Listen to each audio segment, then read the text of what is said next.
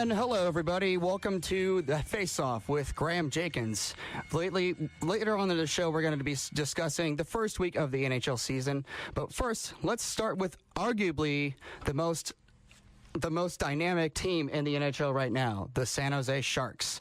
The San Jose Sharks are currently atop the Pacific Division with a 5-0-0 record and have basically thoroughly dominated every game they've played this season.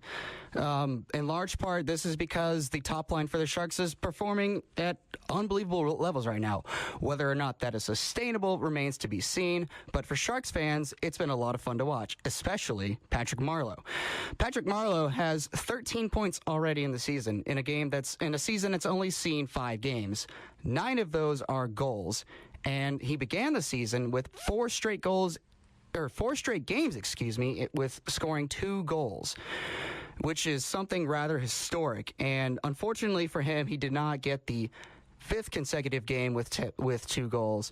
But I think San Jose Sharks fans should be seriously happy with what they're seeing. In large part, due of the Sharks' success is their power play, which is just performing unbelievably right now. It sits atop the NHL at 37.5%. On 32 opportunities, they've converted 12 power plays. So why is it so successful? Well, you have to look at what their first power play unit is constructed out of, which is basically like constructing something out of a video game. The Sharks have Joe Thornton, Logan Couture, Patrick Marleau, Joe Pavelski, and Dan Boyle on the first power play unit. For those of you who aren't aware of what's going on, the Sharks have 4 centers on the power play unit and 1 defenseman. One of the centers plays the point, which I believe is Joe Pavelski.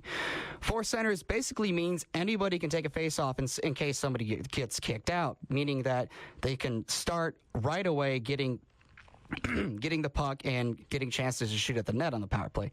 4 centers also means that there's basically 4 people instead of just 1 who can make an unbelievable pass and also force defenders just to get in complete bad position and make a pretty pass and make it a rather easy chance to get a goal. So that is primarily the reason why the Sharks have such a lethal power play. And I mentioned earlier how the Sharks have thoroughly dominated every team they've played. Let's just take a look at some of the scores they've had this season. Sharks Flames opening night for them, 4-1. Sharks Oilers a couple days later, 6-3. Now I should note that all 6 goals came in the first period, which is crazy, and they just coast the rest of the game.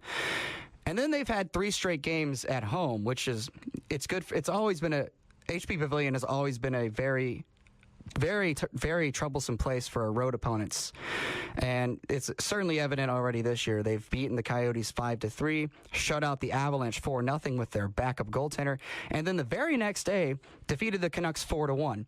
So they basically score a minimum of 4 goals every game they've played.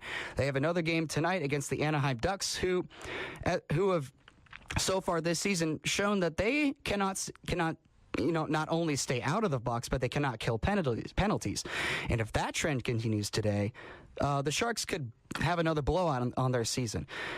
And right now, we will take a musical break. And of course, since it's a hockey show, we have to have Brass Bonanza.